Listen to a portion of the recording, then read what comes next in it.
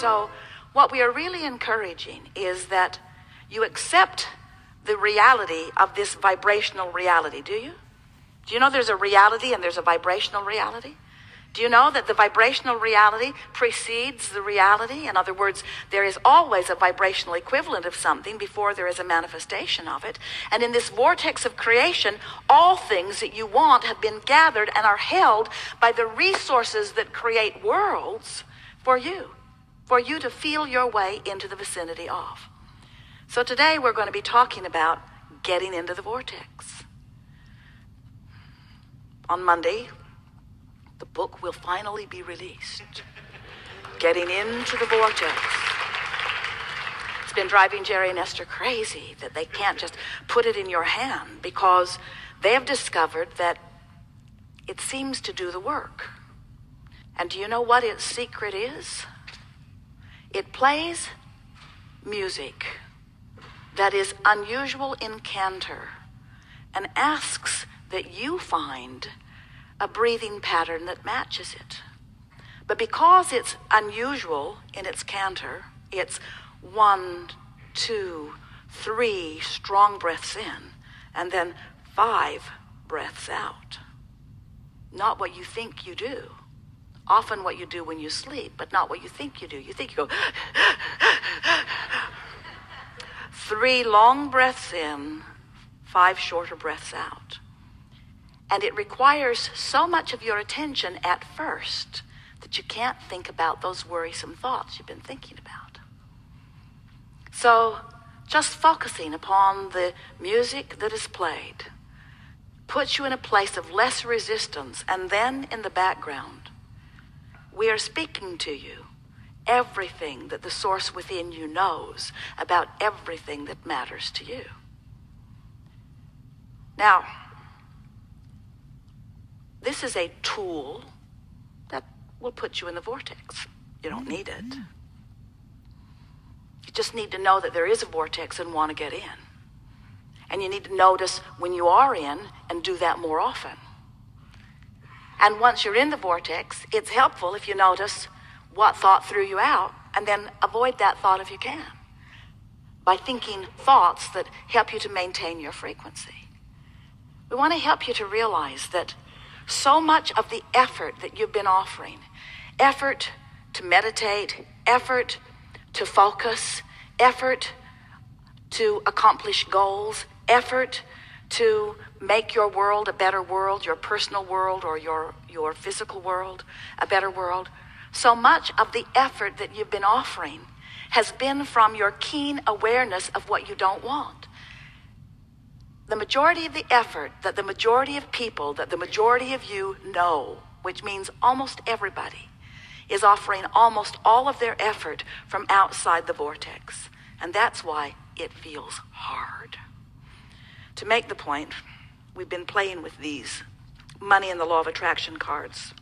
They're affirmation cards. And most people would think that an affirmation card would be a good thing. Go to the mailbox, don't have as much money in my bank account as I do bills in the mailbox. So I'll buy these brilliant cards. We wrote them. And from my place of worry or concern or even fear, I will begin efforting through the process of affirmation. I will tell my story as I want it to be. I want more money. Whatever I desire, I can acquire. I'll send this in with my payment.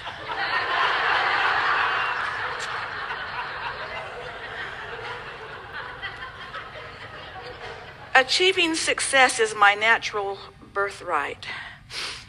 Somebody should have told my parents. I got nothing from them, nothing. My every story is attracting its vibrational match. Yeah. I am the creator of my own life experience. This is very bad news.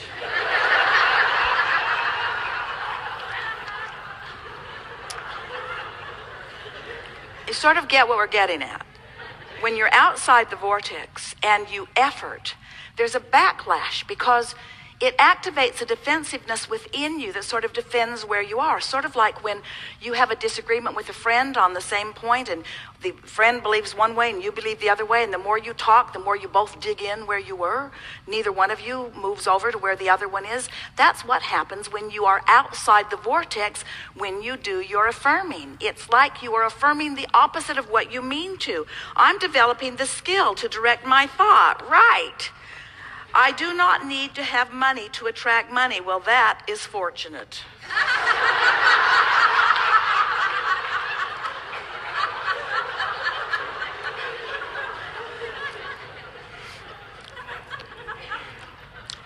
But if you should find yourself accidentally in the vortex, it happens, where just for a moment you cease thought about unwanted things, and you notice the sunrise or the sunset, or a child walks across your path, or your cat jumps up in your lap and you pet it for a little while, or you hear a song that makes your heart sing.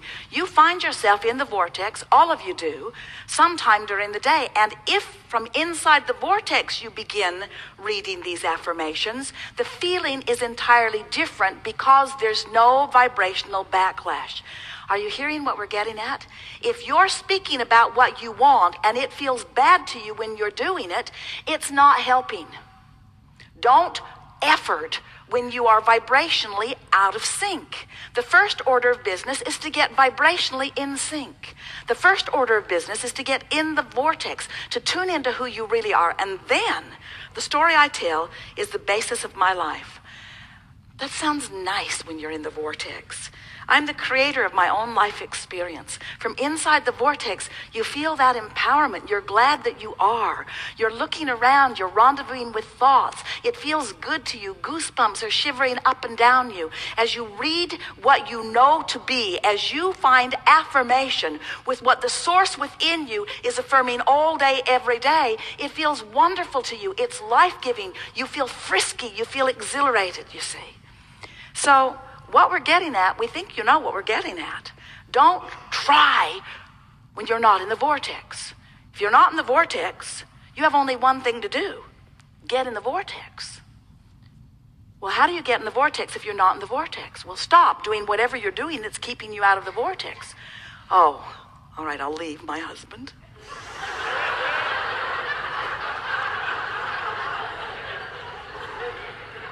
I'll quit my job. And I'll give each and every one of my children away.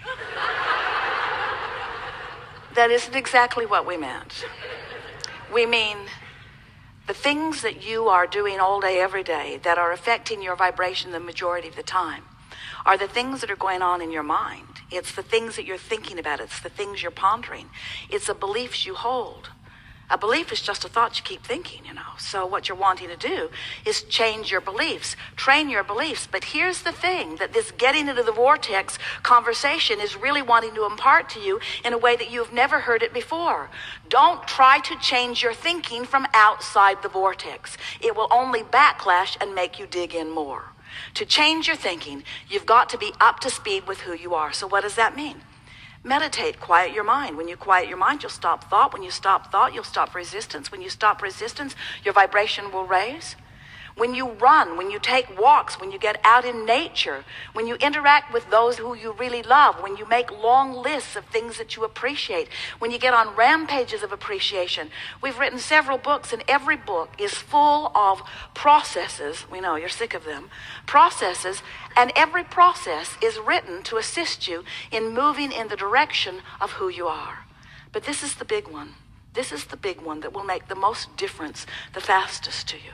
This is the process that says, somehow, some way, I'm going to quiet my mind. I'm going to hypnotize myself. We don't mean that literally. I'm going to find some way of bringing myself into the vibrational vicinity of who I really am. And when I'm feeling measurably better, then I will offer my effort. Then I will set my goals. Then I will make my plans. Then I will call the airline and book my flights. Then I will go to the department store to purchase clothes. Then I will make love to the person I love. Then I will call someone on the telephone. In other words, get in the vortex and then get